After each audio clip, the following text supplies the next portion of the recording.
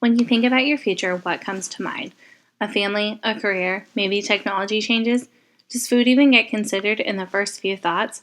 As most of us know, the world population is projected to reach over 9 billion by the year 2050.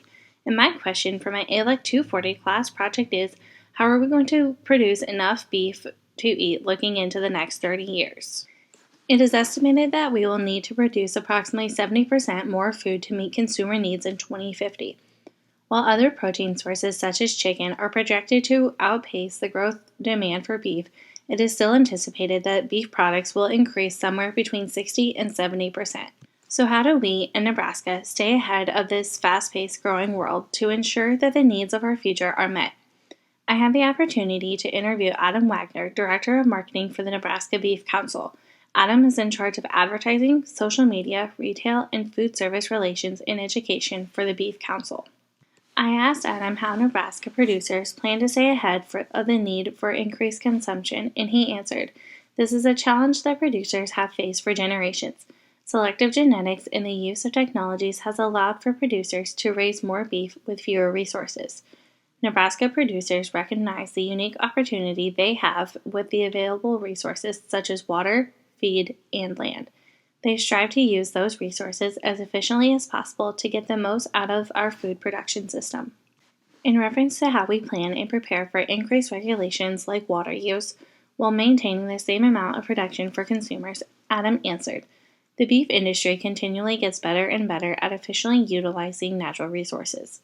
In a 6-year span from 2007 to 2011, the beef industry lowered their use of natural resources like water, which went down by 3%, and the amount of emissions in the air, which decreased by 2%, and soil 7%. One benefit about the beef industry is that cattle are often grazed on land that is not suitable for plant food production or for human inhabitants. Approximately over 19,000 square miles of Nebraska is covered by the sandhills. According to the Nebraska Extension Agency website, between 25 and 35% of the sandhills are grazed by cattle each year. Cattle can turn inedible grass into high-quality protein. In feedlots, cattle can be fed using fewer acres of land. Therefore, as the population increases, there will be room for both human and consumer without a large cutback in the land usage for beef production. Adam also noted that the beef community is well aware of the challenges ahead to feed the world's ever-growing population. Not only will the demand for the volume of food increase, but also the demand for healthy, cost-efficient, and environmentally friendly food. Beef producers are up for the challenge ahead of them and have already implemented practices to meet these consumer demands.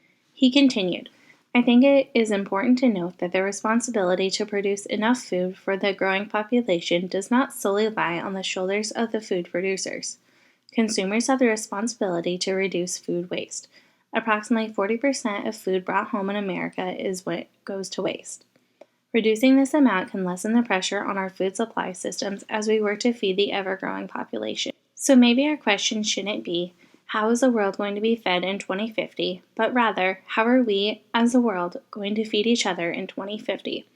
With science, technology, and efficient production practices, we will be able to stay ahead of the ever-growing population for the next 30 years.